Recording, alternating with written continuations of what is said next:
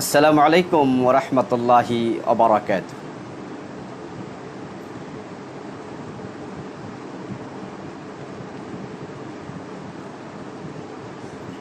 ইন্নাল হামদালিল্লাহ ওয়াসসালাতু ওয়াসসালামু আলা রাসূলিল্লাহ ওয়া আলিহি ওয়া আসহাবিহি আজমাইন। ফাআউযু বিল্লাহি মিনাশ শাইতানির রাজীম। বিসমিল্লাহির রাহমানির রাহিম। উদউ ইলা সাবিলি রাব্বিক বিল হিকমাহ ওয়াল মাউইযাতিল হাসানাহ ওয়াজাদিলহুম বিল্লাতি হিয়া আহসান। আমানতু বিল্লাহ। সম্মানীয় দিনী ভাই ও বোনেরা, আমরা সাপ্তাহিক আয়োজন আসল ইসলাম জানি সাধারণ প্রশ্নোত্তরমূলক এই অনুষ্ঠান থেকে আপনাদের সকলকে স্বাগত জানাচ্ছি। আল্লাহ তাআলার শুকরিয়া, যিনি আমাদেরকে সুস্থ রেখেছেন, দ্বীনের সাথেই রেখেছেন। রাসূল সাল্লাল্লাহু আলাইহি ওয়াসাল্লামের প্রতি দুরূদ ও সালাম, সাহাবায়ে কেরাম ও শুহাদায়ে ইজামের আলা ইল্লিয়িন আল্লাহ তাআলার কাছে কামনা করে আমরা আমাদের মূল পর্ব প্রশ্নোত্তরে প্রবেশ করছি। তা আমি শুরুতে একটু অনুরোধ করে জানতে চাই যে আমাদের সাউন্ডটা ঠিক আছে কিনা। যদি মেহরবানি করে কেউ একটু কমেন্ট করতেন তাহলে আমরা প্রশ্নোত্তর পর্ব শুরু করতে সুবিধা হতো। সাউন্ড ঠিক আছে কিনা। অনেকে সালাম পাঠিয়েছেন, ওয়ালাইকুম আসসালাম ওয়া রাহমাতুল্লাহ, জাযাকুমুল্লাহ হাসান আল জাযাব। সাউন্ড ঠিক আছে কিনা যদি একটু মন্তব্য করতেন ভালো হতো।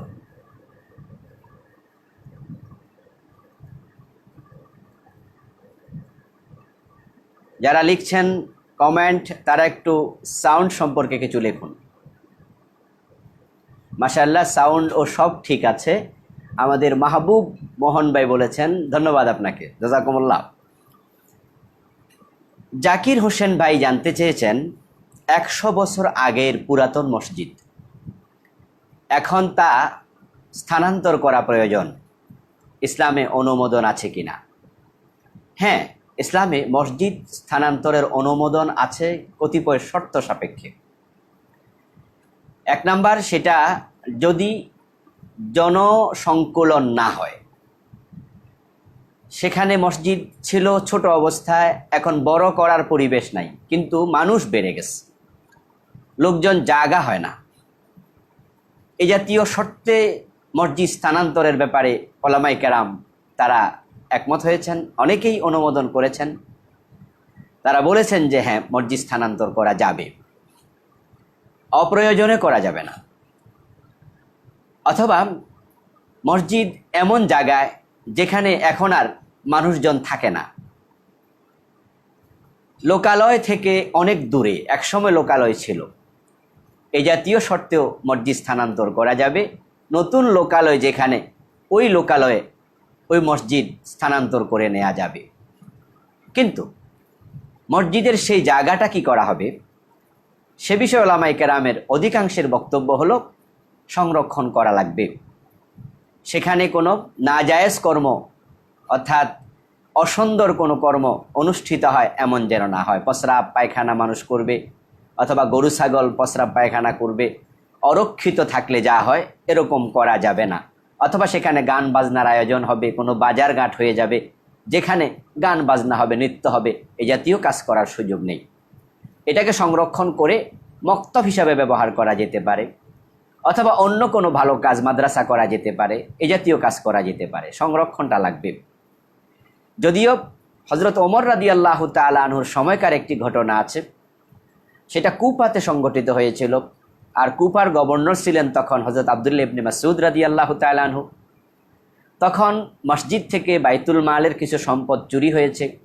হযরত ওমর রাদিয়াল্লাহু তাআলা আনহু যখন জানতে পারলেন, তখন তিনি বললেন, তাহলে ওখান থেকে মসজিদটা স্থানান্তর করে অন্য জায়গায় নিয়ে যাও। তখন সে মসজিদটা স্থানান্তর করা হয়েছিল এই কারণে। এবং পরবর্তীতে ওই মসজিদের জায়গায় খেজুর বিক্রি হতো, খেজুরের বাজার বসতো, এটা পাওয়া যায়। এজন্য কোনো কোনো আলেম বলেছেন, যদি জায়েজ কোনো কর্ম হয় তাহলে মসজিদ যেখানে একসময় ছিল সেখানে জায়েজ কর্মগুলোও করা যাবে, তবে সেটাকে নাজায়েজ কোনো কাজে ব্যবহার করা ঠিক হবে না। আর আমরা বলবো এটাকে মক্তব অথবা মাদ্রাসা হিসাবে ব্যবহার করা যেতে পারে, অথবা চারদিকে বাউন্ডারি ওয়াল করে গাছগাছালি লাগাইয়া সংরক্ষণ করা যেতে পারে, একান্ত প্রয়োজনে যদি মসজিদ স্থানান্তর করতে হয়। জাযাকুমুল্লাহ। অনেকে আলহামদুলিল্লাহ আমাদের সাথে ইতিমধ্যে শরীক হয়েছেন, জয়েন করেছেন। আমি আরজ করতে চাই যে একটু শেয়ার করে দিন। আপনি শেয়ার করে দিলে আরেকজন মুসলমান ভাই অথবা বোন জেনে উপকৃত হবেন, আর আপনি পাবেন সাদাকায়ে জারিয়ার সওয়াব ইনশাআল্লাহ। শাকিল নামে এক ভাই জানতে চেয়েছেন আশারা আল মুবাশশারা 10 জন সাহাবীর নাম জানতে চাই। আশারা আল মুবাশশারা 10 জন বিখ্যাত সাহাবী। অসংখ্য সাহাবীকে রাসূল সাল্লাল্লাহু আলাইহি সাল্লাম জান্নাতের সুসংবাদ দিয়েছেন, কিন্তু বিখ্যাত ছিলেন 10 জন। আবু বকর, ওমর, ওসমান, আলী, তলহা, জুবায়ের, সাদ বিন আবি ওয়াক্কাস, সাঈদ বিন যায়েদ, আব্দুর রহমান ইবনে আউফ, আবু উবাইদা ইবনুল জাররাহ রাদিয়াল্লাহু তাআলা আনহুম। এই 10 জন হলেন আল আশারা আল মুবাশশারা আল মাশহুরা। আশা করি উত্তরটি পেয়েছেন। শহীদুল ইসলাম ভাই জানতে চেয়েছেন মৃত্যুর আগে যদি পাড়া প্রতিবেশী থেকে মাপ চেয়ে নিতে না পারি, আমার মৃত্যুর পরে যদি কেউ আমার পক্ষ থেকে মাপ চায়, মাপ হবে কি? আসলে মাপ হওয়া না পাওয়া, মাপ দেয়া না দেয়া সবটা ব্যক্তির সাথে সম্পৃক্ত। আপনি সরাসরি চাইলেও যে আপনাকে সে মাপ দিয়েছে তার কোনো প্রমাণ তো আপনি পাননি। মুখে বলল যান মাপ করে দিলাম, অন্তরে বলল মাপ করলাম না, বিষয়টা একটু জটিল। তার কাছে সে আপনার কাছে হক পাবে আর আপনি মুখে মাপ চেয়ে নিলেন, এটা তো হলো না। এজন্য মাপটা যেন আন্তরিকতার সাথে হয়, সেটা ইম্পর্টেন্ট। এরপরেও মৌখিকভাবে যদি করে তাও তো একটু মনে প্রশান্তি আসলো, এই আর কি। তাই আমরা যদি কোনো অপরাধ করি নিজে মাপ চেয়ে নেব, দেরি করব না। মৃত্যু কখনো এসে যায় বলা তো যায় না। আর কারো হক যদি আমার কাছে থাকে আমি দিয়ে দেব, দেওয়ার পরে বলবো দিতে দেরি হয়েছে মাপ চাই। কিন্তু না দিয়ে শুধু শুধু মাপ চাওয়া, এটা অসুন্দর, এটা অনেকটা ভিক্ষার মতো হয়ে যায়। যাই হোক, এরপরেও যদি দেওয়ার সামর্থ্য আপনার না থাকে আপনি মাপ চেয়ে নিতে পারেন। যদি আপনি মাপ চেয়ে নেওয়ার আগে মরে যান, তাহলে আপনার পক্ষ থেকে যদি আপনার আপনজন কেউ মাপ চেয়ে নেয় আর তারা যদি বলে ঠিক আছে আমি ক্ষমা করে দিলাম, তাহলে আশা করি আপনি ক্ষমা পাবেন। ক্ষমাটা ইম্পর্টেন্ট, কে মাপ চাইলো সেটা ইম্পর্টেন্ট নয়। যিনি সাহেবুল হক তিনি যদি ক্ষমা করে দেন, আপনার মৃত্যুর পরে তিনি ক্ষমা করতে পারেন। শফিউল হক ভাই জানতে চেয়েছেন সুদী ব্যাংকে টাকা রেখেছি, সুদ এবং আসল দুটিরই কি যাকাত দিতে হবে? চমৎকার জীবন ঘনিষ্ঠ প্রশ্ন। আপনি সুদী ব্যাংকে টাকা রেখেছেন, এটা 1 নাম্বার অন্যায় করছেন। এটা আপনি তাড়াতাড়ি ওই টাকাটা সুদী ব্যাংক থেকে তুলে নিয়ে আসেন। এরপরে বলবো যে টাকাটা মূল টাকা সেটার যাকাত আসবে। আপনি সেটা ঘরে রাখেন আর ব্যাংকে রাখেন, ইসলামী ব্যাংকে রাখেন আর সুদী ব্যাংকে রাখেন, মূল টাকাটার যাকাত আসবে যদি সেটা হালাল হয়। আর সুদের টাকা ওইটার যাকাত হবে না, হারাম। টাকাটার মালিকই তো আপনি না, তো যাকাত কেমনে দেবেন? হারাম টাকা কিন্তু ব্যক্তি মালিক হয় না, এটা জানা রাখতে হবে। আপনি চুরি করে টাকা আনছেন কারো থেকে, এখন আপনি বলবেন যে যাকাত দেবো, তো টাকাটা তো আপনার না, তো আপনি যাকাত দেবেন কেমনে? ডাকাতি করছেন, ওই ডাকাতির টাকা আপনি বলবেন 1 বছর চলে গেছে যাকাত দেবো কেমনে? টাকাই তো আপনার না। তো সুদের টাকা অনুরূপ, হারাম টাকার মালিকানাই অর্জিত হয় না। এই জন্য তো আমরা বলি যখন কোনো হারাম টাকা আপনার কাছে এসে যাবে কোনোভাবে, আপনি সওয়াবের নিয়ত ব্যতীত দান করবেন, কারণ সওয়াবের নিয়ত করার অধিকারই আপনার নাই। তো সুদের টাকাটা এই, তা আপনি এটা যাকাত দিতে হবে না, ওই টাকাটা ভোগ করতেও পারবেন না, বরং আপনি এটা সওয়াবের নিয়ত ব্যতীত কাউকে দিয়ে দেবেন। তাড়াতাড়ি সুদী ব্যাংক থেকে আপনি চলে আসুন। রবিউল ভাই জানতে চেয়েছেন ফজরের নামাজ কাজা হলে অন্য নামাজের ইমামতি করা যাবে কিনা? হ্যাঁ, আপনি নামাজটা পড়ে নেবেন। যদি আপনি কাজাটা আদায় করে নেন, আপনি ঘুমিয়েছিলেন অথবা ভুলে গেছেন, আপনার খেয়াল নাই কাজা হয়ে গেছে, আপনি পড়ে নেবেন। পড়ে তারপরে জোহরের নামাজের ইমামতি করতে কোনো সমস্যা নাই। কিন্তু আপনি যদি না পড়েন, তাহলে আপনি ইমামতি শুধু নয়, বরং ওই কাজাটা না পড়ে পরবর্তী ওয়াক্তের নামাজ পড়াই নিষেধ। আগে আপনি কাজাটা পড়ে নেবেন, তারপরে পরের ওয়াক্ত শুরু করবেন। আর ইমামতির তো কোনো সুযোগই নাই, কারণ যেহেতু আপনার গর্দানে আরেক ওয়াক্ত ফরজ ঝুলতেছে, তাই আগে সেটা আদায় করে তারপরে আপনি বাকি ফরজ আদায় করবেন। জি, আশা করি বুঝতে পেরেছেন। ইকরাম নামে একজন ভাই জানতে চেয়েছেন সন্তান পেটে থাকা অবস্থায় তার মা মানত করেছিল জন্মের পরে শাহজালালের মাজারে নিয়ে যাবে, এখন কি করব? এই মানতটাই তো অপ্রয়োজনীয়, নাজায়েজ মানত। আমাদের দেশে এসব ছিল আগে, যে সন্তান জন্ম নিলে অমুক মাজার তমুক মাজারে তাকে নেবে, কিছু টাকা পয়সা মাজারে দেবে, ঘুরায় আনবে। এই মান্নত পূরণ করার কোনো প্রয়োজন নেই, এই মানতটাই জায়েজ হয় নাই, সুতরাং পূরণ করার কোনো প্রয়োজনও নাই। এনাম ভাই জানতে চেয়েছেন, হাদিসে আছে আল্লাহ তাআলা আদম আলাইহিস সালামকে তার আকৃতিতে বানিয়েছেন, এর ব্যাখ্যা কি? হ্যাঁ, চমৎকার। হাদিসে আছে খালাকাল্লাহু আদামা আলা সূরাতিহি ওয়া তুলুহু সিত্তুনা যিরাআহ। আল্লাহ তাআলা আদম আলাইহিস সালামকে তার আকৃতিতে বানিয়েছেন। এই হাদিসের ব্যাখ্যা উলামায়ে কেরাম বলেছেন, আল্লাহর আকৃতি বলতে আল্লাহ আমাদের মতো নন। আদম আলাইহিস সালামের হাত আছে, চোখ আছে, কান আছে, মুখ আছে, ঠোঁট আছে, দাড়ি আছে, আল্লাহর এগুলো আছে তা কিন্তু নয়। আল্লাহর চেহারা আছে কেমন? আল্লাহর মতো। আল্লাহর হাত আছে কেমন? আল্লাহর মতো। কামা ইয়ালিকু বিশানিহ, যেটা আল্লাহর সাথে মানাবে ঠিক তাই। আমরা বিশ্বাস করব আছে আল্লাহর চেহারা, কিন্তু কেমন সেটা আমরা জানি না। এই জন্য আদম আলাইহিস সালামের মতো সেটা নয়। এখানে আল্লাহর মতো আল্লাহ বানিয়েছেন, ব্যাখ্যা করেছেন উলামায়ে কেরাম, মানে আল্লাহর পরিকল্পনা মতো। অর্থাৎ আদমকে বানানোর আগে তো আল্লাহ নিশ্চয় পরিকল্পনা করছেন যে তিনি কিভাবে বানাবেন, ওই মতো করে তিনি বানিয়েছেন, এটাই বোঝানো হয়েছে। আল্লাহ আদমের মতো নয়, আদম আল্লাহর মতো নয়। লাইসা কামিসলিহি শাই, লাইসা কামিসলিহি শাই।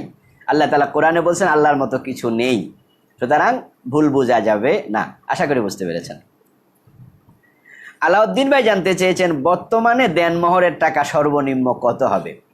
দেনমোহরের সর্বনিম্ন পরিমাণ নিয়ে ওলামায়ে কেরাম ইখতিলাফ করেছেন। ওলামায়ে হানাফ বলেছেন সর্বনিম্ন 10 দিরহাম, আর অন্যান্য মাযহাবের আলেমগণ বলেছেন সর্বনিম্ন কোনো পরিমাণ নেই। ওলামায়ে হানাফ তারা কিয়াস করেছেন চোরের হাত কাটার উপরে। চোর যদি 10 দিরহামের কম চুরি করে তাহলে হাত কাটা যাবে না। হাত কাটতে হলে চুরির টাকাটা সর্বনিম্ন 10 দিরহাম হওয়া লাগবে। তো যেহেতু সর্বনিম্ন 10 দিরহাম একটা অঙ্গের মূল্য, তো বিয়ের মাধ্যমে স্ত্রীর একটা অঙ্গ পুরুষের জন্য হালাল হয়, অর্থাৎ জেমা করার সুযোগ হয়, স্ত্রীর লজ্জাস্থান হালাল হয়। এই জন্য তারা বলছেন সর্বনিম্ন 10 টাকা চুরি করলে যেমন অঙ্গ কাটা জায়েজ, তাহলে বোঝা গেল একটা অঙ্গের সর্বনিম্ন মূল্য 10। এই হিসাবে তারা কিয়াস করে বলছেন 10 দিরহাম। আর অন্যান্য মাসলাকের ওলামাগণ বলেছেন না, হাদিসে আছে এক ব্যক্তি রাসূল সাল্লাল্লাহু আলাইহি ওয়াসাল্লামের কাছে বিয়ে করতে আসছিল, আল্লাহ রাসূল তাকে বলছে মহরানা আছে, বলছে নাই। বাড়িতে গিয়ে খুঁজে দেখো, এসে বলে হুজুর নাই, টাকা পয়সা কিচ্ছু নাই।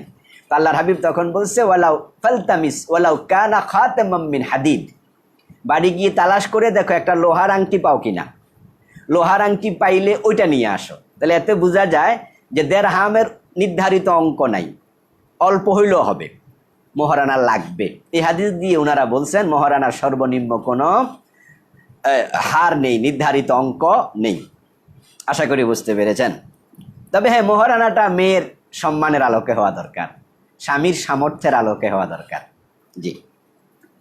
কোরআনের আলো নামক আইডি থেকে এক ভাই জানতে চেয়েছেন, প্রত্যেক স্ত্রীকে কি তার স্বামীর পাজরের হাড্ডি থেকে তৈরি করা হয়েছে? হ্যাঁ, চমৎকার প্রশ্ন।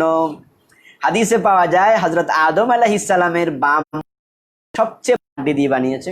আসলে তা সঠিক নয়, এটা শুধু মা হাওয়া আলাইহিস সালামের সাথে সম্পৃক্ত। আপনার স্ত্রীকে আপনার পাজরের হাড় দিয়ে বানাইছে, ব্যাপারটা তা নয়। তাহলে যে সমস্ত মেয়ের বিয়ে হয় না তাদেরকে কি দিয়ে বানাইছে? হযরত মারিয়াম আলাইহিস সালামের বিয়ে হয় নাই, মারিয়াম আলাইহিস সালাম কুমারী অবস্থায় মারা গেছেন। তাহলে ওনাকে কার হাড্ডি দিয়ে বানানো হয়েছে? আমাদের সাবেক স্বরাষ্ট্রমন্ত্রী সাহারা খাতুন, ওনারও তো বিয়ে হয় নাই, তো ওনাকে কার হাড্ডি দিয়ে বানাইছে? আবার একই মেয়ের 3টা বিয়ে হয়, 4বার বিয়ে হয়, স্বামী তালাক দেওয়ার পরে মরার পর আবার বিয়ে হয়, তাহলে তাকে কি 4 জনের হাড্ডি দিয়ে বানাইছে? এটা নয়। আবার এক পুরুষ বিয়ে করছে সৌদি আরবে 10টা 12টা, 4টা একসাথে করছে, বউ মরে গেছে বা তালাক দিছে আরও করছে, 10-12টা বিয়ে করছে, এমন পুরুষ সৌদি আরবে বা আরব বিশ্বে পাওয়া যায়। তো ও বেটার যদি সব হাড্ডি দিয়ে বানাইতো, ফাজরের হাড্ডি থাকতো না।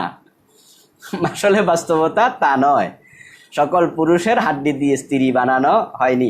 এটা হযরত আদম এবং মা হাওয়া আলাইহিমাস সালামের সাথে সম্পৃক্ত। আশা করি বুঝতে পেরেছেন।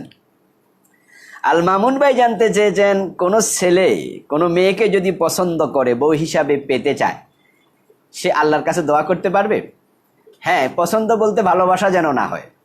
কোনো একটা মেয়ের ব্যাপারে আপনি জানছেন, অথবা বিয়ের জন্য তাকে দেখছেন, দেখার পরে আপনার পছন্দ হয়েছে, জানার পরে শোনার পরে পছন্দ হয়েছে, আপনি এবার বলতে পারেন যে আল্লাহ, আমি এই মেয়েটাকে বিয়ে করতে চাই, তুমি কবুল করো। তবে আমি পরামর্শ দেব যে আপনি বলবেন আল্লাহ, যদি কল্যাণ থাকে তাহলে কবুল করো, কারণ আপনার পছন্দের মাঝে কল্যাণ তো নাও থাকতে পারে। একটা মেয়েকে একবার দেখে দুবার দেখে তো আপনি মূল্যায়ন করতে পারবেন না যে সে আদৌ আপনার স্ত্রী হিসাবে একজন যোগ্য স্ত্রী হবে কিনা।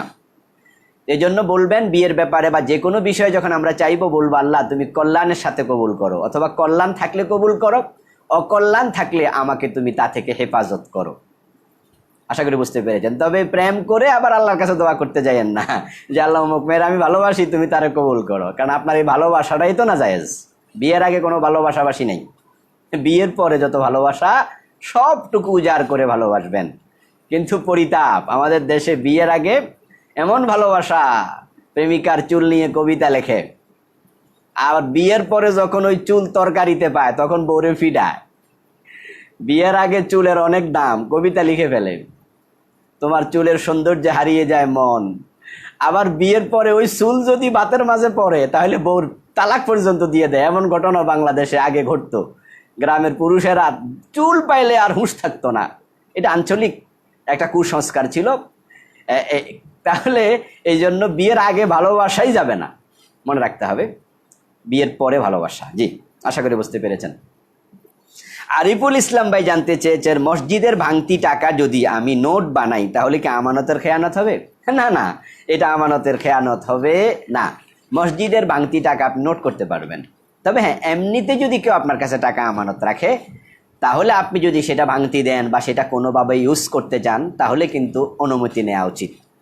তবে মসজিদের টাকা আপনি ভাঙতিগুলো নোট করতে কোনো আপত্তি নাই, কারণ এটা ওই রকম আমানত নয়, এটা আপনাকে দায়িত্বশীল হিসাবে দেওয়া হয়েছে। মসজিদে মানুষ টাকা দেয় আর আপনি তার দায়িত্বশীল।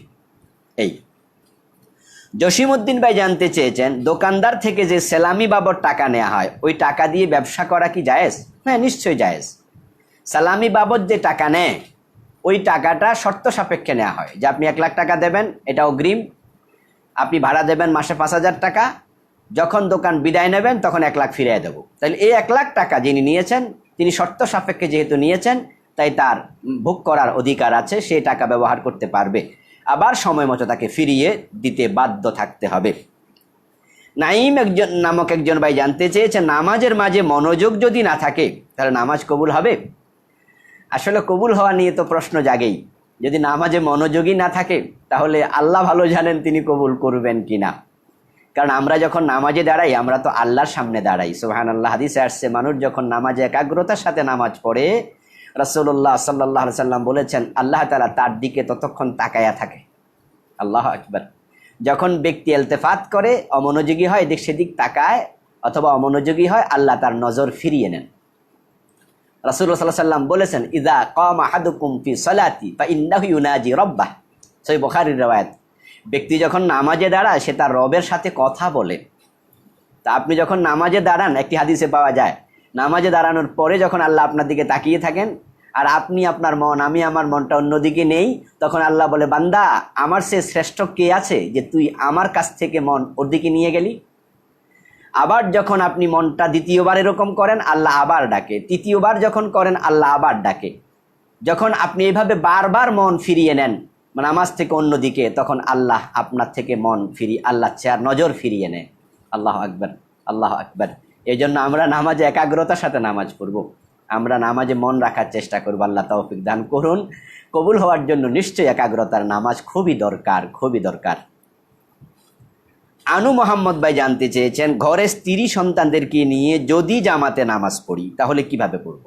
হ্যাঁ, যদি জামাতে নামাজ ঘরে পড়েন, মসজিদ অনেক দূরে অথবা করোনার কারণে মসজিদে আপনি যাচ্ছেন না, লকডাউন চলছে ইত্যাদি ইত্যাদি, তাহলে ঘরে জামাতে নামাজ পড়লে আপনি সামনে ইমাম হয়ে দাঁড়াবেন, তারপরে পুরুষরা দাঁড়াবে, পিছনের কাতারে নারীরা দাঁড়াবে, নারী পুরুষ এক কাতারে দাঁড়াইয়া ফরজ নামাজ পড়বে না।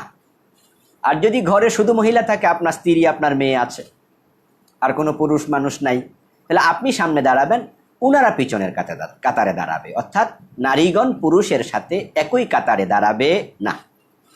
আশা করি বুঝতে পেরেছেন।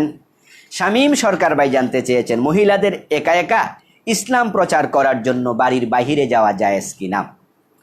পুরুষ যখন থাকবে না তখন নারীরা এ দায়িত্ব নেবে। পুরুষদের দায়িত্ব দিন প্রচার করা। আল্লাহ এই জন্য পুরুষদেরকে নবী বানিয়েছেন, নারীরা দিন মানবে। তবে হ্যাঁ, যেহেতু আমাদের দেশে নারীরা এখন বিভিন্ন জায়গায় কাজ করে, বিভিন্ন জায়গায় যায়, আর নারীরা এখন মসজিদমুখী না, মসজিদে নারীদের কোনো ব্যবস্থা আমরা রাখি না। যদি মসজিদগুলোতে জুমার দিন নারীদের জন্য আলাদা মসজিদে নববীর মতো, মসজিদে হারামের মতো জায়গা থাকতো, আমাদের বাইতুল মোকাররমে আছে আলহামদুলিল্লাহ, এরপরে মসজিদে গাউসুল আজম যেটা মহাখালীতে সেটা আছে, আর অনেক মসজিদে এখন হচ্ছে।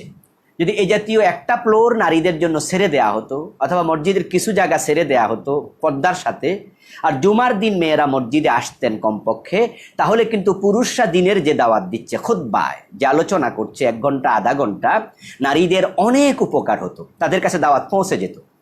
কিন্তু বাংলাদেশে যেহেতু এই সিস্টেমটা চালু হয়নি, তো এখন মহিলাদের দাওয়াত কে দেবে? আমরা পুরুষরা তো আপনার ঘরে আপনার বউয়ের কাছে গিয়ে দাওয়াত দিতে পারি না। মসজিদে আসলে হয়ে যেত। আমার মসজিদে যদি আজকে আসতো, আজকে তো শুক্রবার গেছে, আমার মসজিদে আমার 1 ঘন্টার আলোচনা আমার বোনেরা শুনতে পেত, এভাবে প্রত্যেক মসজিদে শুনতে পেত। তখন নারীদের আর ঘরের বাহিরে গিয়ে দাওয়াত দেওয়ার দরকারই ছিল না। কিন্তু যেহেতু সেই কালচারটা নাই, আরব বিশ্বে আছে। আমি আলহামদুলিল্লাহ আরব বিশ্বের কতগুলো দেশেই তো গিয়েছি, আমি একটা মসজিদে এমন কম পেয়েছি, পাইনি বললে চলে, আমার মনে পড়ে না, যেখানে মুসাল্লার নেশা নাই। পুরুষের জায়গা আছে, সাথে নারীদের জায়গা একবারে বাধ্যতামূলকভাবে আছে সব মসজিদে। ইভেন আপনি যদি গ্যাস নেওয়ার জন্য, তেল নেওয়ার জন্য, অকটেন নেওয়ার জন্য আপনি কোনো অয়েল পাম্পে দাঁড়ান, সেখানেও মুসাল্লার নেশা আছে, পুরুষের সাথে মহিলাদের নামাজের জায়গা আছেই। এভরিহোয়ার সকল মসজিদের সাথে আছে। এখন আমাদের দেশে যেহেতু নেই, তাহলে নারীদের কাছে দাওয়াত দেবে কে? এই জন্য একদল নারী কর্মীও থাকবে, যারা দিন শিখবে, শিখে তারা নারীদের অঙ্গনে দাওয়াত দেবে। তবে তারা দূরে যাবে না, সফরের রাস্তায় একা একা যাবে না। যদি সফরের রাস্তা না হয়, নিজের এলাকায় হয়, তাহলে সেটা জায়েজ আছে। বাল্লিগু আন্নী ওয়ালাউ আয়া, মা আয়েশা রাদিয়াল্লাহু তাআলা দিনের দাওয়াত দিয়েছেন, তবে ওনার কাছে লোকজন গিয়ে শিখছে। তা আপনারা যারা নারীরা আছেন, ইসলাম শিখেছেন, আপনারা অন্যরা আসলে শিখাবেন। আর নিজের এলাকায়, নিজের বাড়ি, নিজের পাশের বাড়ি, এক গ্রাম কাছে একটা মেয়ে যদি হাসপাতাল যেতে পারে, সে চাকরি করার জন্য অফিসে যেতে পারে পর্দার সাথে, তো দিনের তালিমের জন্য বাধা দেয়া ঠিক না, যেতে পারবে, পর্দার সাথে যেতে পারবে। তবে কোনোভাবে তার পর্দা যেন লঙ্ঘিত না হয়, এবং তার স্বামীর অনুমতি নিতে হবে। কারণ দিনের এই প্রচারটা নারীর জন্য ফরজ না, দিন শিখা, দিন মেনে চলা ফরজ। আর প্রচার করাটা নবীদের জন্য ফরজ ছিল। তা আমরা যারা নবী নই, আমাদের জন্য প্রচার করাটা ওই রকম ফরজ না। হ্যাঁ, যে তাহলে তো আমরা সকলে দায়ী হওয়া লাগতো। দিন প্রচার সকলের জন্য ফরজ যদি হতো, তাহলে যারা দিন প্রচারের কাজ করছেন না, তারা সবাই কবিরা গুনাহগার হয়ে যেতেন না। আল্লাহ তাআলা কোরআন মাজিদে বলছে, ফালাউলা নাফারা মিন কুল্লি ফিরকাতিন মিনহুম তায়ফাতুন লিয়াতাফাক্কাহু ফিদ-দ্বীন। এরপর ওয়ালিয়ুনযিরু কওমাহুম ইযা রাজাউ। দ্বীনের তাফাক্কু, ইলম অর্জন করার পরে একদল লোককে আল্লাহ বলছে প্রতি জাতি থেকে তারা ইলম শিখবে, তারপরে তারা তাদের জাতিকে ফিরে এসে ইলম শিখার পরে ইনজার করবে, জাহান্নামের ভয় দেখাবে। তো এটা কিছু লোক করবে, এটা ফরজে কিফায়া, কিছু লোক করলে দায়িত্ব আদায় হয়ে যাবে। আর নবীদের জন্য ফরজে আইন ছিল। তো এখন বোনেরা যেহেতু পুরুষরা আমরা করছি, ফরজে কিফায়া আদায় হয়ে যাচ্ছে, তা আপনাদের জন্য আর ফরজ থাকেনি, তাই স্বামীর অনুমতি নিতে হবে। আর দূরে যদি কখনো যেতে চান, তাহলে আপনি স্বামীকে সাথে নিয়ে অথবা মুহাররাম পুরুষকে সাথে নিয়ে যাবেন। বোরহানউদ্দিন ভাই জানতে চেয়েছেন, মুখে তালাক না বলে আইনিভাবে তালাক দিলে তালাক কার্যকর হবে কি? হ্যাঁ, তালাক কার্যকর হবে। আইনিভাবে তালাক দেয়া মানে লিখিতভাবে তালাক দেয়া। তো লিখিতভাবে তালাক দিলে তালাক হয়ে যাবে, মুখে দিলেও হবে, লিখিতভাবেও দিলে হবে। এজন্য আলাদা করে মুখে বলা দরকার হবে না। লিখিত দিয়েছেন, এটাই আপনার মুখের কথা, এটাই আপনার মনের কথা, যেটা লিখেছেন, দ্যাটস এনাফ। যারা জয়েন করেছেন তারা মেহরবানি করে একটু শেয়ার করে দিন।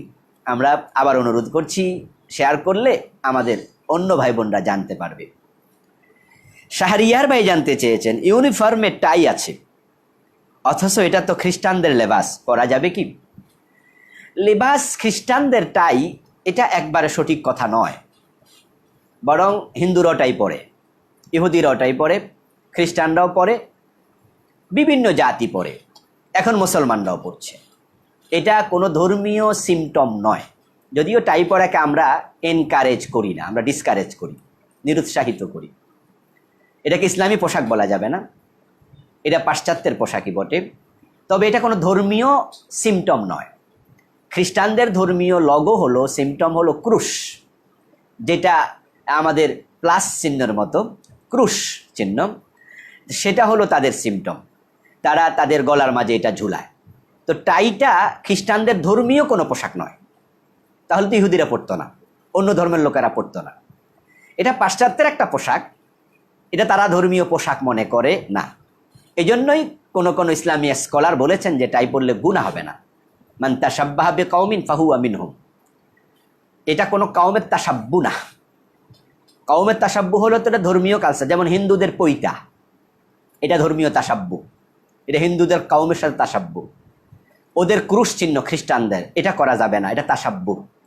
এবং বৌদ্ধরা যেমন তারা ওই যে গাঢ় কমলা রঙের কাপড় পরে, ঠিক ওইভাবে দুইটা কাপড় একসাথে পরা যাবে না, এটা বৌদ্ধদের সিমটম, এটা তাসাব্বু বিল কাউম, ওইটা নাজায়েজ। কিন্তু যেহেতু টাইটা এমন নয়, এটা এখন কোনো ধর্মীয় রীতি না। আমরা ক্রুশ দেখলে বুঝি খ্রিস্টান, পৈতা দেখলে বুঝি হিন্দু। আমরা যখন ডাবল গাঢ় কমলা রঙের কাপড় দেখি তখন আমরা বুঝি সে বৌদ্ধ ভিক্ষু। কিন্তু টাই দেখলে কি আমরা বুঝি সে কোন ধর্মের? বুঝি না আমরা, কারণ এটা সকল ধর্মের লোকেরাই পড়ছে এখন। তাই এটাকে ধর্মীয় পোশাক বলা যাবে না, তবে না পরাই ভালো। বিশেষত টাই যদি কেউ পরে আর সে রুকুতে যায়, সেজদায় যায়, রুকুতে যাওয়ার সময় টাই যদি ঝুলন্ত অবস্থায় থাকে তখন এটা খুবই নেকেট মনে হয়। হ্যাঁ, কারণ সামনের দিকে জিব্বার মতো ঝুলে থাকে কোন প্রাণীর, আমি জাস্ট ইঙ্গিত করলাম। তো এই জন্য টাইটা তখন ওই জিব্বার মতো ঝুলতে থাকে, তো এটা দেখতে বিশ্রী মনে হয়। এই জন্য পারতপক্ষে পোশাকটা না পরাই উচিত, কারণ এটা ইসলামী পোশাক যেহেতু নয়। আশা করি বুঝতে পেরেছেন। আর ইউনিফর্মে যদি হয় সেটা ভিন্ন কথা, সেটা বাধ্য। ইউনিফর্মে যদি হয় সেটা আপনি বাধ্য, তখন আপনি অনুমতি চাইবেন কর্তৃপক্ষের কাছে যে আমি এটা পড়তে চাই না। তারা যদি অনুমতি দেয় তাহলে আপনি পড়বেন না। যে তারা বলে যে না এটা ইউনিফর্ম পড়তেই হবে, তাহলে আপনি পড়বেন, এটা গুনাহ হবে তা নয়। আমানুল্লাহ ভাই জানতে চেয়েছেন, বিয়ে করা কি তাকদীরের সাথে সম্পৃক্ত? হ্যাঁ, সব কিছু তাকদীরের সাথে সম্পৃক্ত। আমরা বিয়ে করব, খাবো, কি করব না করব সব কিছু তাকদীরে আছে, তবে কোনোটা মোবরাম, কোনোটা মুআল্লাক। কিছু তাকদীর পরিবর্তন হয়, কিছু তাকদীর পরিবর্তন হয় না। তো যে তাকদীর পরিবর্তন হয় সেটা দোয়া করলে পরিবর্তন হয়, ভালো কাজ করলে পরিবর্তন হয়। যেমন আমরা মানুষের জন্য দোয়া করি, কেউ একটু ভালো কাজ করলে বলে আল্লাহ তোমার হায়াত বাড়াইয়া দেখ, নেক হায়াত দান করুক। তো হায়াত না নির্ধারিত, এখানে দোয়া করছি, এর মানে আমরা মনে মনে বুঝি যে আল্লাহ চাইলে এটা বাড়াতে পারেন, তার সামর্থ্য আছে। কিছু তাকদীর পরিবর্তন হাদিসে আসছে, পরিবর্তন হওয়ার কথা। হ্যাঁ, আর তাকদীর লা ইউরাদ্দু ইল্লা বিদ্দুআ, যে তাকদীর দোয়া ছাড়া পরিবর্তন হয় না। তো এই জন্য বিয়েটা তাকদীরে লেখা আছে, তবে মুআল্লাক না মুবরাম আল্লাহ ভালো জানেন। এই জন্য আমরা দোয়া করতে পারি যে আল্লাহ আমি এই বিয়েটা করতে চাই, অথবা এই বিয়েটা করতে চাই না, আপনি আমাকে তাকদীরে কবুল করেন। তো লিখা যদি ফাইনালি হয় তাহলে দোয়ার অর্থ হয় না। এই জন্য বোঝা যায় তাকদীরে লিখা আছে, পরিবর্তন হতে পারে। আল্লাহু আলাম। আনিসুর রহমান ভাই জানতে চেয়েছেন, নিজের বাবা ব্যতীত অন্য কাউকে বাবা ডাকা যাবে? বাবা ডাকা যাবে, কিন্তু বাবা পরিচয় দেয়া যাবে না। মান ইদ্দা বিগাইরি আবিহি ফাআলাইহি লানাতুল্লাহি ওয়াল মালাইকাতি ওয়ান নাসি আজমাইন। যে ব্যক্তি বাবা ছাড়া অন্যকে বাবা হিসাবে পরিচয় দিল, তার উপর আল্লাহর লানত, ফেরেশতাদের লানত, বিশ্ব মানবতার লানত। হাদিস, রাসূল সাল্লাল্লাহু আলাইহি ওয়াসাল্লাম বলেছেন, সহিহ হাদিস। এই জন্য আপনি অন্যকে বাবা হিসাবে দেখাইতে পারবেন না। শ্বশুরকেও মানুষ তো বাবা ডাকে, আমরা কেউ কেউ চাচাকেও বাবা ডাকি, নিজের সন্তানকেও তো আমরা বলি বাবা এদিকে আয়। ভিক্ষুক সারা দিনে মানুষের বাবা ডাকে, বিশেষ করে বুড়া ভিক্ষুক যারা, তারা তো একটু সবাই রে বাবা আমার একটু টাকা দেন, এভাবে যদি কেউ ডাকে অসুবিধা নেই। আরব দেশে যারা একটু বয়স্ক নারী তাদেরকে উম্মি বলে, মা বলে ডাকে, উম্মি বলে, আম্মি বলে, উম্মি বলে, এই চাচি, হে মা।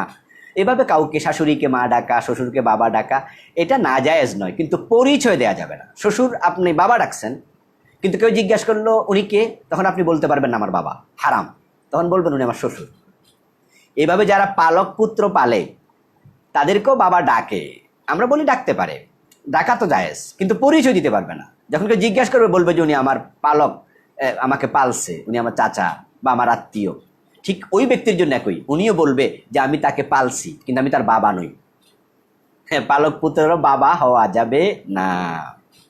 আল্লাহ লানত, ফেরেশতাদের গফারাল্লাহ। উনি জানতে চেয়েছেন জানাজার নামাজের পরপর হাত তুলে মোনাজাত করা যাবে কি? উত্তর হলো যাবে না, এটা বেদাত। জানাজার নামাজটাই দোয়া, সালাতুল জানাজা হিয়া দুআউ লিল মাইয়িত। জানাজার নামাজ মাইয়িতের জন্য দোয়া। এজন্য আমরা জানাজার নামাজে কি করি? তৃতীয় নাম্বার তাকবীর দেওয়ার পরে আমরা দোয়া পড়ি, আল্লাহুম্মা গফির লি হাইয়িনা ওয়া মাইয়িতিনা ওয়া শাহিদিনা ওয়া গায়িবিনা। আমরা দোয়া পড়ি আল্লাহুম্মা গফির লাহু ওয়ারহামহু ওয়াফিহি ওয়াফু আনহু ওয়াকরিম নুজুলাহু ওয়াসসি মুদখালাহু। এভাবে আমরা কত আরো দোয়া পড়ি জানাজার নামাজে। দোয়া পড়ে তারপরে তাকবীর দিয়ে আমরা সালাম ফিরাই। তো দোয়া তো আপনি পড়লেন, তো সালাম ফিরে আবার আপনি হাত তুলে বলছেন আল্লাহর মাফ করে দাও, তো আগেরটা কি হয় নাই? রাসূল সাল্লাল্লাহু আলাইহি ওয়াসাল্লাম জানাজার নামাজের পরে সালাম ফিরাইয়া দোয়া করেছেন, একটা হাদিসও নেই। এই জন্য এটা মনে করা ইবাদত মনে করলে এটা বেদাত হবে, সওয়াবের জন্য করলে এটা বেদাত হবে। আর মুনাজাত তো আমরা সওয়াবের জন্যই করি, সেটাকে সওয়াব মনে করে ইবাদত মনে করে করছি, সুতরাং এটা বেদাত। একটি হাদিসের ভুল তরজমা করছে আমাদের দেশের কিছু লোক। তারা বলতেছে হাদিসে আছে, হ্যাঁ, ইজা সাল্লাইতুম আলাল মাইয়িত ফাআখলিসু লাহু দুআ। ইবনে মাজাহ সহ আরো একাধিক কিতাবে হাদিসটি এসেছে। রাসূলুল্লাহ সাল্লাল্লাহু আলাইহি ওয়াসাল্লাম বলেছেন, যখন তোমরা মাইয়িতের জানাজার নামাজ পড়বে তখন তোমরা তার জন্য ইখলাসের সাথে দোয়া করবে। তো ইজা সাল্লাইতুম আলাল মাইয়িত ফাআখলিসু লাহু দুআ, ফা এই পা অক্ষরকে এখানে অতঃপর অর্থে ব্যবহার করছে যারা তারাই বিভ্রান্তিতে পড়েছে।